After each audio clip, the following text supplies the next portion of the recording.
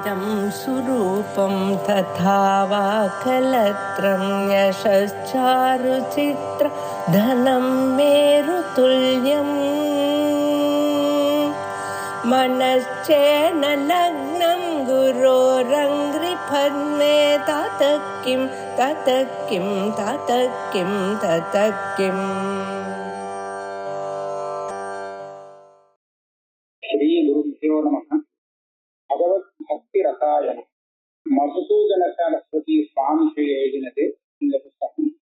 சாஸ்திர கிரந்தம். இதுல 3 உல்லாசங்கள். முதல் உல்லாசத்துக்கு அவரே, அதாவது மதுசூதன சரஸ்வதி சுவாமிகளே பண்ணின வியாக்கியானம் இருக்கு, கிடைச்சிருக்கு. அப்புறம் உள்ள உல்லாசங்கள்ல அதை காணும். அவ்வளவுதான் பண்ணினாரா இல்ல கிடைக்கலையா அப்படிங்கிறது. ஆனா ஒரு சாஸ்திர திருஷ்டியில பக்தி யோகம்ங்கிறது என்ன அப்படிங்கிறத விவேச்சனம் பண்ணியிருக்கார் இந்த புத்தகத்துல. பக்தி யோகம் பக்தி யோகம்னு சொல்றது என்ன, சாஸ்திரத்துடைய திருஷ்டியில அதை எப்படி விவேச்சனம் பண்றது அப்படிங்கிற விஷயத்த பார்த்தோம்னா இந்த சாஸ்திரத்துல, இந்த புத்தகத்துல இதுக்கு முன்னாடியே ஒரு புஸ்தகம் இருக்கு, முக்தாசலம். அது யாரு பண்ணின புஸ்தகம் அப்படின்னு கேட்டா கோபதேவர் அப்படின்னு ஒரு பெரிய மகான், அவர் பண்ணின புத்தகம். அந்த புஸ்தகத்திலே பக்தி சாஸ்திரம் தான். இதை விட நல்ல பெரிய புத்தகமா எழுதியிருக்காரு. அதுக்கு வியாக்கியானம் முக்தாசலம். தர்மசாஸ்திரத்திலே ஹேமாத்ரி அப்படின்னு ஒரு புத்தகம் இருக்கு, சதுர்வர்க்க சிந்தாமணி. அதை எழுதினவரும் இந்த முக்தாசலத்தை எழுதினவரும். அந்த புத்தகத்தை பார்த்தா கோபதேவர் தான் தர்மசாஸ்திரத்துல அந்த புத்தகத்தை எழுதியிருக்காரு. ஆனா இன்னொருத்தர் பேர்ல எழுதியிருக்காருன்னு அது இதை விட பிராச்சீனமான இது நவீன கிரந்தம். இதுல கொஞ்சம் பரிஷ்காரம் பண்ணி மதுசூதன சரஸ்வதி சுவாமி அதை எழுதியிருக்காரு. நாம இதுல ஸ்லோகம் தான் பக்தி ரசாயனம். பக்தி ரசாயனம்னு அந்த ஸ்லோகாத்மகமான கிரந்தத்துக்கு தான் இருக்கு. நாம அத ஸ்லோகத்தை முழுக்க வாசிப்போம். முடிஞ்ச அளவுக்கு வியாக்கியானத்தில் உள்ள விஷயங்களையும் அதுல சேர்த்துப்போம். முதல் ஸ்லோகம் பிரத்மோல்லாசத்துல முதல் ஸ்லோகம். நவரச விழிதம் வா கேவலம் வா சமர்த்தம் பரமமிக முகுந்தே யோகம் வதந்தி நிருபம சுக சம்பித் ரூபம் அஸ்பிருஷ்டம் தாமகம் அகில துஷ்டி சாஸ்திர திருஷ்டியா. எனக்கு இந்த ஸ்லோகத்திலே இந்த புத்தகத்தினுடைய விஷயம் என்ன, பிரயோஜனம் என்ன, அனுபந்த சதுஷ்டயம் அப்படின்னு சொல்றாரு. அது எல்லாத்தையும் நிரூபணம் பண்றார். நம்ம எப்படி அண்மையை பார்க்கணும்னு சொன்னா பரமம் புமர்த்தம், அதாவது முகுந்தே பிரத்யோகம் பரமம் புமர்த்தம் வதல். முகுந்தே நாராயணத்திலே அவர் விஷயத்திலே பிரத்யோகம் என்பது பெரிய புருஷார்த்தம் அப்படின்னு சொல்றார். அந்த பிரத்யோகமானது நவரசம் வீட்டமாகவாவது இருக்கலாம், வெறும் கேவலமாகவாவது இருக்கும். அதாவது ரசங்கள் மிஸ்ரணம் இல்லாத இருந்தாலும் சரி, ரசங்கள் சேர்ந்து இருந்தாலும் நவரசங்கள் ஒரு சுந்தார வீர கருணாஸ்த பயானக்காக அப்படின்னு அந்த நவரச மிஸ்ரிதமாக இருந்தாலும் சரி, அந்த ரசங்கள் கலக்காமல் வெறும் இருந்தாலும் சரி, முகுந்தே பக்தி யோகம் பரமம் புருஷார்த்தம் வதந்தி. இது பெரிய புருஷார்த்தம். அது மாத்திரம் இல்லை, இந்த பக்தி யோகம் எப்படி இருக்குன்னு கேட்டா நிருபம சுக சம்பித் ரூபம். இது சுக சாட்சா்கார ரூபமாக இருக்கு. எப்பேற்பட்ட சுகம் அபரிச்சின்னமான நிருபம சுகம்னா நம்ம வேதாந்தத்துல சொல்றோமே அபரிச்சின்ன சுகம் அப்படின்னு. பரிச்சேதம் இல்லாத அந்த சுகம் இருக்கு, அந்த சுகஸ்வரூபமாகவே இருக்கு, சுகசா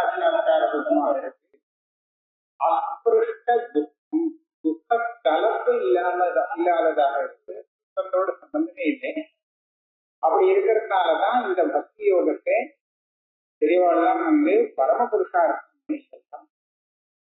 அப்பேற்பட்ட தம் பக்தி யோகம் அகில துஷ்டியை சாஸ்திர திருஷ்டியாக இணைக்கும்.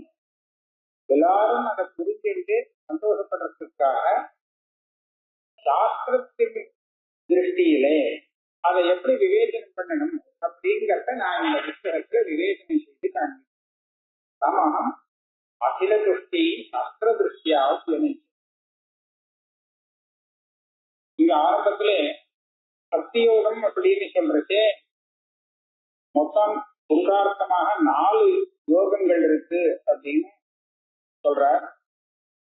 கர்மயோகா, அஷ்டாங்க யோகா, ஞான யோகா, பக்தி யோகா அப்படின்னு 4 யோகங்கள் இந்த சப்தங்கள் வரும். இதனுடைய ஸ்வரூபம் என்னன்னு வியாக்கியானத்துல காண்பிச்சிருக்க. கர்மயோகா அப்படின்னு சொன்னா என்ன? முதல்ல கர்மயோகம், கர்மானுஷ்டானம் தான் கர்மயோகம், வேற ஒண்ணும் இல்லை. கர்ப்பாதானத்திலிருந்து ஆரம்பிச்சு 40 சம்ஸ்காரங்கள்னு சொல்லக்கூடிய அத்தனை கர்மாக்களையும் அனுஷ்டானம் செஞ்சுட்டு வருது இருக்கே, அந்த பேரெல்லாம் சொல்லி விஷய கொடுத்தார். இப்படியாக அதாவது வர்ணாசிரம தர்மத்தை அனுஷ்டானம் செய்வது எதுக்காக? அந்தःகரண சுத்தி சாதனத்துவேன, தன்னுடைய மனசை சுத்தியாகிறதுக்காக இந்த கர்மாக்களை அனுஷ்டானம் பண்றதுங்கிறது இருக்கு. இது கர்மயோகம். அந்தःகரண சுத்தி இது சாதனம், அதனால இது கர்மயோகம்னு பேர் கொடுத்தா. அதே சமயத்திலே அடுத்தது ஞான யோகா, அஷ்டாங்க யோகான்னு இருக்க. அஷ்டாங்க யோகங்கிறது நமக்கு யோக சாஸ்திரத்தில் சொல்லப்பட்டது. அதுவும் யோகம்னு சொல்லணும். யம நியமாதிகள்லாம் இருக்கு, அது அஷ்டாங்க யோகம் 2. 3வது ஞான யோகா. ஞான யோகம்ங்கிறது என்ன அப்படின்னு கேட்கறது, வசுதனத்தை சாம்பிள் என்ன சொல்லியிருக்காருன்னா, இந்த கீதையில அமானுஷம் அதம்பிக்கும் அஹிம்சா சாந்திரார்ஜவம் அப்படின்னு ஆரம்பிச்சு ஒரு 20 சொல்லியிருக்காரு. 20 விஷயம். ஏதத் ஞான விசிஷ்டோக்தம் அஜ்ஞானம் எது அபோன்யதா. ஆஹா, அங்க சொல்லப்பட்ட அந்த 20 விஷயங்களை அபியாசம் செய்வதுங்கிறது ஞான யோகம். பக்தி யோகம்ங்கிறது இப்ப சொல்லப்படுது. பக்தி யோகத்தை பத்தி தான் இப்ப சொல்ல போற. ஆக இந்த 4 யோகங்கள்ல பக்தி யோகங்கிறது பரம புருஷார்த்தம் அப்படின்னு வேதாந்த வித்துகளே சொல்றாங்க, வியாக்கியானத்திலே சொல்லியிருக்க. அதனால சாஸ்திர ரீதியில இந்த பக்தி யோகத்தை எப்படி விவேச்சனம் செய்யணும் அப்படிங்கறது இந்த புஸ்தகத்துல நான் நிரூபணம் செய்கிறேன். இதுல இருந்து என்ன கிடைச்சதுன்னு கேட்டா, இந்த சாஸ்திரத்திலே நிரூபணம் பண்ண வேண்டிய விஷயம் பக்தி யோகம்னு தீர்மானமா தெரியுது. பிரயோஜனம் என்ன அப்படின்னு கேட்டா, பரம புருஷார்த்தம்னு சொன்னதுனாலேயே நமக்கு தெரிஞ்சு போகுது. மேற்கொண்டு அவர் நிரூபணம் பண்ணிட்டு வரச்சே ஞானத்துக்கும் பக்திக்கும் என்ன வித்தியாசம் வருது, எந்த அம்சத்துல 2க்கும் சாமியம் இருக்கு, என்ன வித்தியாசம் அப்படிங்கிறத நிரூபணம் பண்ண போற. ஆகையால கிட்டத்தட்ட ஞானத்தை கிட்ட கொண்டு விடுவார், இந்த பக்தி யோகத்தை கொண்டு விட்டுருவார். ஆக இது பரம புருஷார்த்தம் அப்படிங்கிறது சித்தமாகும். அவாந்தரமா இப்போ நேரடியா வர வேண்டியதுன்னா அகில துஷ்டின்னு ஒண்ணு சொல்றேன். அத்தனை பேருக்கும் ஒரு சந்தோஷம் வரணும் அப்படிங்கிறதுக்காக நான் இந்த புத்தகம் எழுதுறேன். அந்த அகில துஷ்டிங்கிறது எப்படி வரும்னு கேட்டா, தெரிஞ்சுட்டா வரும். இந்த விஷயத்தை தெரிஞ்சிட்டோமானா மனசு சந்தோஷம். ஆக ஞானம் தான் இந்த இதனுடைய பிரயோஜனம். அதுக்காகத்தான் இந்த புத்தகம் எழுதுறேன் அப்படின்னு. நம்ம அடுத்த ஸ்லோகத்துக்கு போவோமா? நிறைய விசாரம் பண்ணியிருக்காரு இந்த இடத்துல, நம்ம அதுல போகல. 2வது ஸ்லோகத்திலே சம்சார இந்த புஸ்தகத்துக்கு பக்தி ரசாயனம் ஏன் பேரு, யாரு இந்த அதிகாரி, யாரு இந்த பக்தி ரசாயனத்தை பானம் செய்ய வேண்டியவா அப்படிங்கிறது நிரூபணம். சம்சார ரொம்ப தள்ளி போகும்னு நினைக்கிறேன். அதுல சம்சார ரோகேண பலீயதா சிரம் நிபீடிதைஹி தத் பிரசமே அதிசிக்ஷிதம் இதம் பவத்பிஹி பகுஷா வ்யயாதிகம் நிபீயதாம் பக்தி ரசாயனம் புருஷாக. ஸ்லோகம் கிடைச்சதா? இது 30வது பக்கத்துல வருது. உங்க இதுல இருக்கு இல்ல, அது வியாக்கியானம். அது எப்படி மங்களம்ங்கிறத சொல்றா. மங்களாச்சரணம் தனியா பண்ணலையே. இந்த மங்களாச்சரணம் இதுதான். ஏன்னா இதை சொல்றதே முகுந்தே பக்தி யோகம்னு சொல்றதே சுவாமி ஹிருதயத்துல வந்துட்ட. அதனால சுவாமி ஹிருதயத்துல இருக்காருன்னு சொன்னா அந்த ஸ்லோகம் தான். சர்வதா சர்வகாரியேஷு நாஸ்திசேஷம் அமங்கலம் ஏகாம் ஹிருதிஸ்தோ பகவான் மங்களாயத்தனம் ஸ்திதி அப்படின்னு அவர் ஹிருதயத்துல இருக்காதுன்னா மங்களம் தான் அது. அதனால வேற தனியா மங்களாச்சரணம். இந்த 2வது ஸ்லோகம் சம்சார ரோகேண பலீயதா. சம்சாரம் அப்படிங்கிறது ஒரு வியாதின்னு. சம்சாரங்கிறதா என்ன? புனரப்பி ஜனனம் புனரப்பி மரணம். இதுதான் பேரு சம்சாரம். சம்சரணம். இந்த வியாதி பிரபலமான வியாதியா இருக்கு. இந்த வியாதி எப்ப பிடிச்சதுன்னு கேட்டா அனாதி காலமா. சிரம் ஆரம்பம் இல்லை, எப்ப ஆரம்பிச்சதுன்னு தெரியாது. அதனால சிரம் விபீடித்தை ஆதி காலமாக இந்த சம்சார வியாதியாலே பீடிக்கப்பட்டவர்கள் இருக்காவே அவ என்ன பண்ணணும்னு கேட்டா பிரசமே இந்த வியாதி சாந்தமாக தெரிஞ்சா சாந்தப்படுத்துறதுக்கு பிரயத்தனம் பண்ணுவாங்க. அதனால இந்த வியாதி இருக்கு, இந்த வியாதியை சாந்தப்படுத்தணும். அதை சாந்தப்படுத்துறதுக்கு சரியான மருந்து வேணும் இல்லையா? வியாதிக்காக சாந்தமாகுமா? சாந்தவாகனம் சாந்தவாகனம் சொல்லிட்டு சாந்தவாகனம். அது சாந்தப்படுத்துறதுக்கு அதுக்கு என்ன மருந்து கொடுக்கணுமோ அந்த மருந்து போடணும். அதுதான் இந்த மருந்துங்கிற. அதிசிக்ஷிகம் சக்தி ரசாயம். அதிசிக்ஷிகம்னா அந்த வியாதியை எப்படி சாந்தப்படுத்துவதுங்கிற விஷயத்திலே ரொம்ப திறமை கொண்டதாக இருக்கு இந்த சக்தி ரசாயம். ரொம்ப சுலபமா அந்த இதை சாந்தப்படுத்தி விட்டுடும். அப்பேற்பட்டது. அது மாத்திரம் இல்லை, வியாதிகம்னு. இந்த வியாதிகம்னா என்னன்னா செலவு ஒண்ணு இல்லை. இந்த பக்தி ரசாயனத்துக்கு சாப்பிட்றதுக்கு இந்த மருந்தை வாங்குறதுக்கு செலவு கிடையாது, வியம் இல்லை. அப்படின்னா என்ன? பண வியங்கிறது மாத்திரம் அர்த்தம். அது மாத்திரம் அர்த்தம். எந்த கிளேசமும் இல்லை, சிரமமே பட வேண்டியது. மற்ற விதங்கள்ல சிரமப்பட வேண்டியதாக இருக்கும். பல காரியங்கள் செய்ய முடியாது, புத்திக்கு ரொம்ப வேலை கொடுக்க முடியாது, பல நிர்பந்தங்களுக்கெல்லாம் கட்டுப்பட்டு இருக்க முடியாது. ஆனா இதுல அப்பேற்பட்ட சிரமம் எதுவும். அதனால ஜயாதிகம் இதம் பக்தி ரசாயனம். பக்தி ரசாயனம் இப்ப பேரை வச்சாச்சு இருக்கு. அப்பேற்பட்ட இந்த பக்தி ரசாயனத்தை நிபீயலாம், நீங்கள் சாப்பிடலாம், இதை குடிக்கலாம் அப்படின்னு. ஏன்? அதாவது சம்சார ரோகங்கிறது சாந்தமாகணும்னு சொன்னா இந்த பக்தி ரசாயனத்தை நீங்க சேவிக்கலாம். சேவித்தால் நிச்சயமாக அது பலன் கொடுக்கும். இது எப்பேற்பட்ட பக்தி ரசாயனம்னா உங்களுக்கு செலவு கிடையாது, பணம் கிடையாது, சுலபமா போக்கிடும். இது 2வது ஸ்லோகம். ரசாயனம்ங்கிறது பல விதமா தயார் பண்ணப்பட்ட ஆயுர்வேத மருந்து. காட்சி பல விதமான சம்ஸ்காரங்கள் பண்ணி செய்யப்பட்ட மருந்துக்கு ரசாயனம். அப்பேற்பட்ட ரசாயனம் ஔஷதம்னு நாம பொதுவா புரிஞ்சுக்கணும். ரோகத்தை போக்கக்கூடிய ஒரு ஔஷதம். இந்த ஔஷதத்தை நீங்க சாப்பிடலாம். இனிமேதான் இப்ப புதுசா ஆரம்பிக்கிறோம். இந்த பக்தி ரசாயனம் கிரந்தம் இங்கதான் ஆரம்பிக்கிறோம். இதுவரை பக்தி ரசாயனத்தை பத்தி ஒரு உற்சாகம் ஏற்படுத்துறதுக்காக சொன்னதுதான்.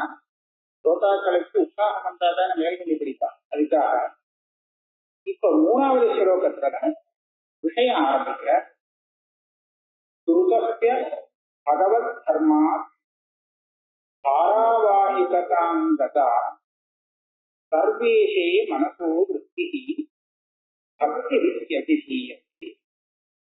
பக்தி ரசாயனம் அப்படின்னு சொல்றது பக்திங்கிறது விஷயம் தெரிகிறது. முதல்ல வருது பக்தின்னு எதை சொல்றோம், எதுக்கு பக்தின்னு பேரு அப்படின்னு இந்த ஸ்லோகத்தை சொல்றோம். துருதஸ்யங்கிறது மனசகாங்கிறதுக்கு விஷயம். இந்த மனசு இருக்கே இழகி போன மனசுக்கு, துருதம்னா இழகி போனது, திரவமானது. எப்படி அது துருதமாக, எப்படி திரவமாகிறது? பகவத்கர்மா. பகவத்கர்மங்கிறது என்னன்னா பகவானுடைய குணத்தை சிரவணம் பண்ணுவது.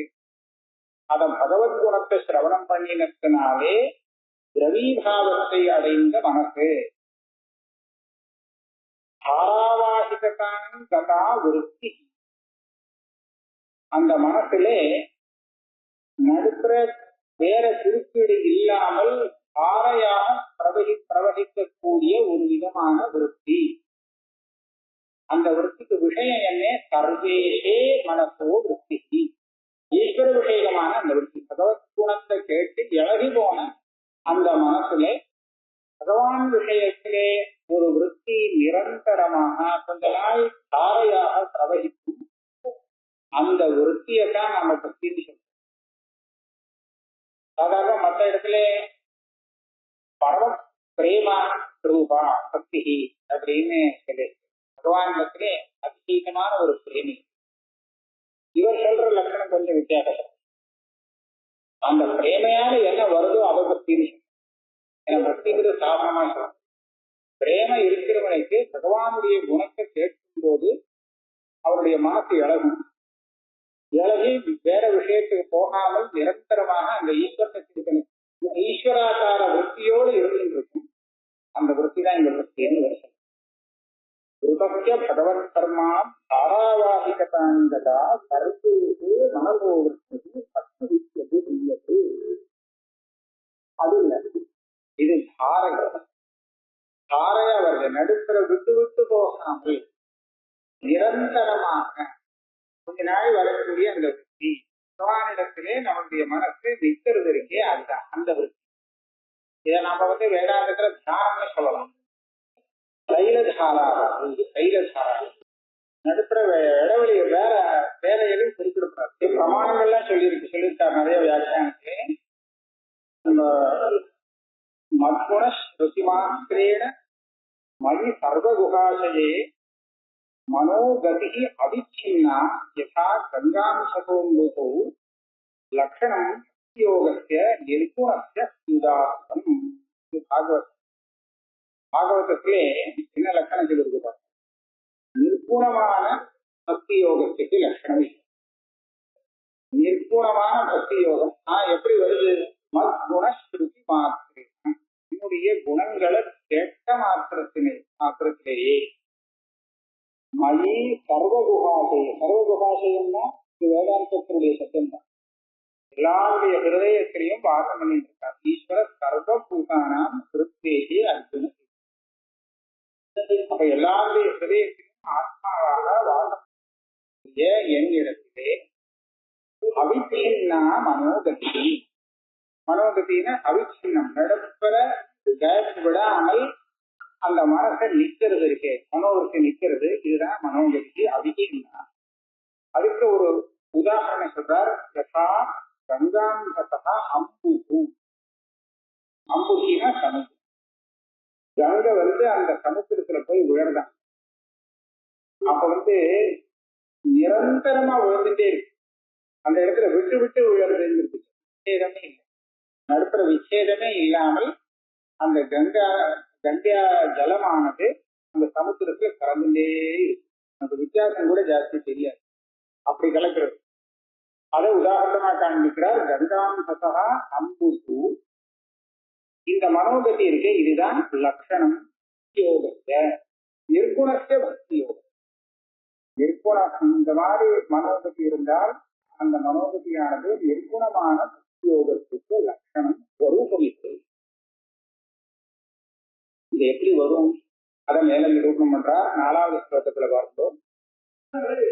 சித்த திரவியம் யதுவது ஸ்வபாவா கఠినాத்மகம் தாபகைர் விஷயைர் யோகே திரவத்துவம் பிரதிபத்தியதே. மனசுல அந்த விருத்தி வருதுன்னா சொல்றோம் இல்லையா, மனசு எப்படி விருத்தி வருது, இந்த பக்தி எப்படி வரும் அப்படிங்கிறதுக்கு அதோட ஸ்வரூபத்தை ஆரம்பிக்கிறார். சித்த திரவியம் அது என்ன பண்ணும்? சித்தம்ங்கிறது ஒரு திரவியம். மனசுன்னு சொல்றோமே, மனசு, புத்தி, சித்தம், அகங்காரம்னு சொல்றோம், 4 விதமா சொல்றோம். அதுல மனசு, புத்தி, சித்தம் எதை வேணாலும் வச்சுருந்தோம். இந்த சித்தங்கிறது எப்படின்னா இந்த ஜத்துவத்து அரக்கு இருக்கு, அரக்கு முத்திரை எல்லாம் போட்டு அரக்கு, இந்த அரக்கு மாதிரி அப்படின்னா என்ன? ஸ்வபாவா கఠినాத்மகம். அது காரணம் இல்லாம அது எப்படி இருக்குன்னு கேட்டா கடினமா இருக்குமா, அதாவது இலகினதா இருக்காது, கெட்டியானதாக இருக்கும். ஆனா தாபகையர் விஷயைர் யோகி திரவத்துவம் பிரதிபத்தி. இந்த அரக்கானது சூடுபட்டுதுன்னா இழகு, அக்னிப்பட்டுதான் இழகும் இல்லையா? அப்ப அந்த மாதிரி இந்த சித்த திரவியம் இத சூடுபடுத்தக்கூடிய, தாபப்படுத்தக்கூடிய ஒரு விஷயங்களோடு சம்பந்தப்பட்டால் அந்த விஷயங்கள் வரும்போது திரவத்துவம் பிரதிபத்தி இழகும், இழக ஆரம்பிக்கும். அப்ப தாபகமான விஷயங்கள்னா என்ன என்ன? நாம துக்கம்னு நினைச்சுப்போம், அது இல்லை. துக்கம் மாத்திரம் இல்லை, துக்கம் மாத்திரம் இல்லை, காம குரோத பய ஸ்நேக ஹர்ஷ சோக தயாதய தாபகாக சித்தஜதுனா தத்சாந்தௌ கடினமிதத். சொல்லிட்டாரு. அதாவது காமம், குரோதம், பயம், ஸ்நேகம், ஹர்ஷம், சோகம், தயை, இது மாதிரி எத்தனையும் சொல்லலாம். பயம் கூட இருக்கலாம், தயாரிகள் கூட இருக்கலாம். இதுகெல்லாம் சித்தங்கிற இந்த வஸ்து இருக்கே, சித்த ஜதுனா, ஜதுனா அந்த அரக்கு, அதை இழக்கக்கூடிய தாபகமான விஷயம். தாபகாக சித்த ஜதுனா. இது எப்ப சித்தத்துல ஏறுமோ அப்ப சித்தம் இழக்கும். இது எப்ப நிவர்த்தி ஆயிடுமோ அப்போ தச்சாந்தௌ கடினம் விபத்து. எப்ப இந்த காமக்ரோசாதிகள்னா சாந்தமாயிடுமோ மறுபடியும் கெட்டியா போயிடும் சித்தமாக. முதல்ல அந்த இந்த விஷயங்கள் காமக்ரோசாதிகள்லாம் வரும்போது இழகிறது, இது நிவர்த்தி ஆயிடுச்சுன்னா மறுபடியும் கெட்டியா இருக்கு. அதனாலதான் ஜதுன்னு ஒரு நல்ல திருஷ்டாந்தம். சூடு பட்டா அழகம், சூடு போயிட்டு திருப்பி கெட்டியா இருக்கும். அந்த மாதிரி இருக்கு. அடுத்தது சொல்ல போறாங்க, விலகி போறதுன்னா அப்படியே வழிக்கு போயிடுறதுன்னு அர்த்தம் இல்லை. இது ஒரு குணம். அந்த குணத்துல என்ன விசேஷம்ங்கிறத மேல சொல்ல போறாங்க. இப்ப பாருங்க, மேல சொல்றது இந்த அரக்குல நாம முத்திரை பதிக்கணும்னு சொன்னா அது சூடால உருகி இருக்கிற சமயத்துல நாம அந்த முத்திரையை வச்சோம்னா பதியும். இப்ப முத்திரையா பதிஞ்ச அந்த முத்திரை இருக்கு, அது கெட்டியானதுக்கு அப்புறம் கூட அப்படியே நிற்கும் இல்லையா? நீங்க கெட்டியா இருக்கிறதுக்கே முத்திரை போட்டா முத்திரையே வராது, அதுல ஏறாது. அப்ப இலகி இருக்கும் போது முத்திரை போட்டா அது எந்த முத்திரை ஏறுறதோ அது கெட்டியா ஆனதுக்கு அப்புறம் கூட கூட இருந்துட்டே இருக்கு, சித்தமா இருக்கு. அப்ப என்ன ஆகுது, சித்தங்கிறது இலகி இருக்கும் போது அதுல பிரவச்சிந்தனையை கொடுத்தோமானால் அது கெட்டியா ஆனதுக்கு அப்புறம் கூட சம்ஸ்கார ரூபமாக நிற்குமா. கெட்டியா இருக்கும் போது நீங்க பகவத் சிந்தனைய போதிச்சேன்னா உள்ளேயே ஏறாது, அது பாட்டுக்கு தொட்டுட்டு போயிடும். அதுக்காக இழகிறதுன்னா அது ஒரு இதுதான், காவிய பாஷையில ஒரு பேசுறார் சித்தத்திரவியம் இந்த மாதிரி இழகிறது அப்படின்னு. அதனால உருகிறது எல்லாம் அப்படியே உருகி அப்படியே வழிகிறதுங்கிறது அர்த்தம் கிடையாது. இந்த மாதிரி ஒரு அவஸ்தை, ஒரு நிலையில நம்ம எதை அதுக்கு அதுல மனசுல பதியறதோ அது நல்லா பதிந்து அந்த சமஸ்காரம் நிரந்தரமாக மறக்காது அப்படின்னு சொல்றோம் இல்லையா? அதுக்காக சொல்றது. அநேகமா இது எல்லாத்துக்குமே அவர் உதாரணம் கொடுக்கிறார். காமத்தினால மனசுல பதிகிறது சில விஷயங்கள், ரோகம், பயம், ஸ்நேகம், ஹர்ஷம், சோகம், தயை. ஒரு சில பேரை பார்த்தோம்னா ரொம்ப பரிதாபமா இருக்கும். மனசை நம்ம இழகிவிடும். ஏதாவது உபகாரம் பண்ண வேண்டாமா அப்படின்னு ஏன் அப்ப என்ன நம்ம மனசை அது படுத்துறது. 6வது ஸ்லோகம் பாருங்க. துருதே சித்தே வினிக்ஷிப்த ஸ்வாகாரோ எஸ்து வஸ்துனா சம்ஸ்கார வாசனா பாவ பாவனா சப்தத்தாக நல்ல பரிபாடு இருக்கார்.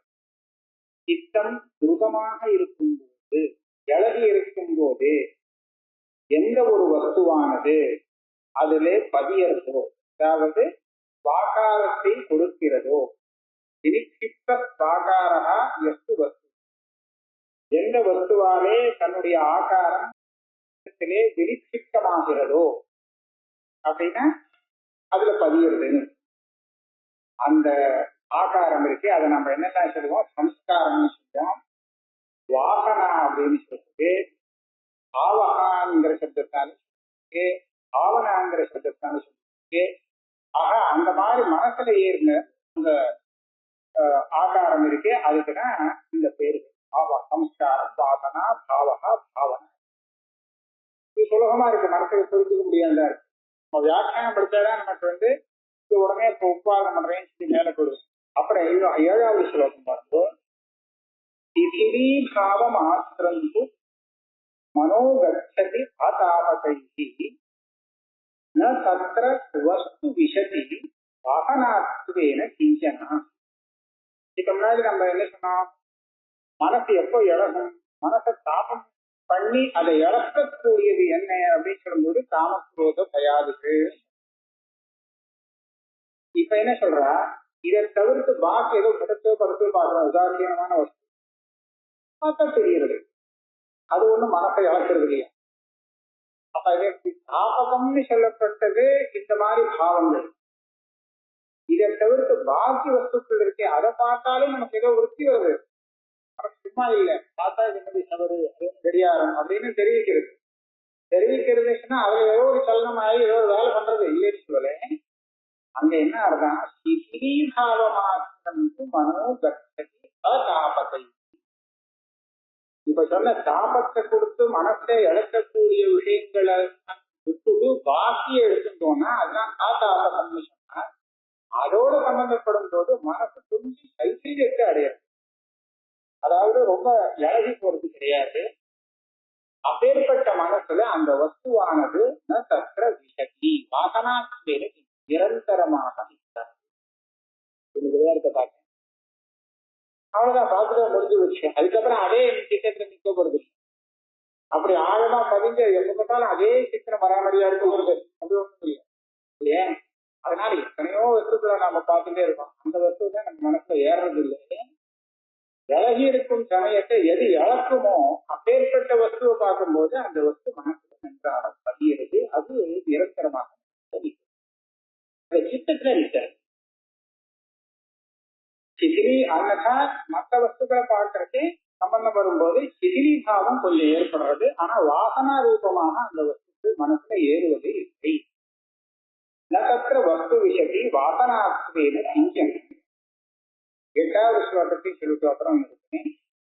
திரவதாயாம் பிரவிஷ்டம் தத் யத் காச்சின்ய தசாம் கதம் சேதः புனர் திருதௌ சத்யாம் அபி நைவ முஞ்சதி.